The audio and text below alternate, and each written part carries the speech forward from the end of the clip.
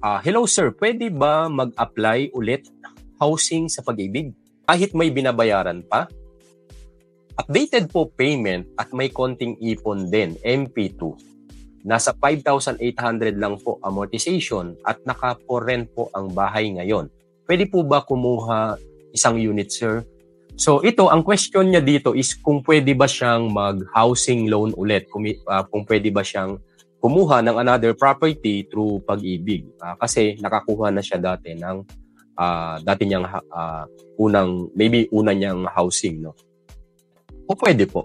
Pwede po tayong kumuha, pero meron pong certain qualifications pagdating po sa ating salary. So, assuming halimbawa 5,800, more or less siguro yung 5,800 kapag dinivide natin yung 5,800. Wait lang po subukan ko lang dito sa calculator. Hanapin ko lang yung calculator po. Let's say 5,800 para malaman po natin yung required salary sa kinuha niya, no. Assuming bago pa lang itong kaniyang housing loan dati. So, usually i-divide mo yan ng 35% kapag po yan affordable housing, no. So, ang kaniyang required basic salary ay 16,571 or around 17,000. So, yan po yung kaniyang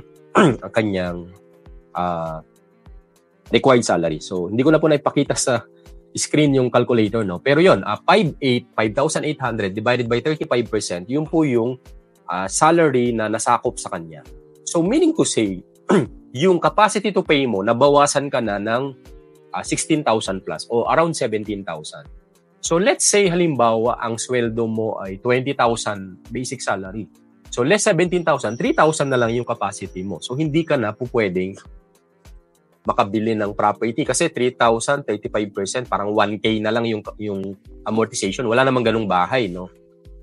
Pero kung halimbawa ang sweldo mo, let's say 50,000 o 40,000. So 40,000 minus 17,000, meron ka pang 23,000 na capacity to pay. So pwede ka pang bumili ng housing, another housing na nasa 23,000 ang required salary.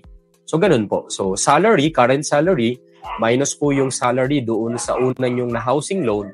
So, yun, yung difference, yun pa po yung inyo pong capacity to acquire another housing loan. So, pwede naman po. Pero kung sakto lang yung sweldo nyo na pinang-avail dati, hindi na po pwede. Pero kung malaki po yung sweldo ninyo, pwede pa po yun. So, you can have multiple housing loan basta po kaya ng sweldo. So, qualified pa yung sweldo. So, yun, i-minus nyo lang po yung required salary doon sa pinag-avail nyo dati.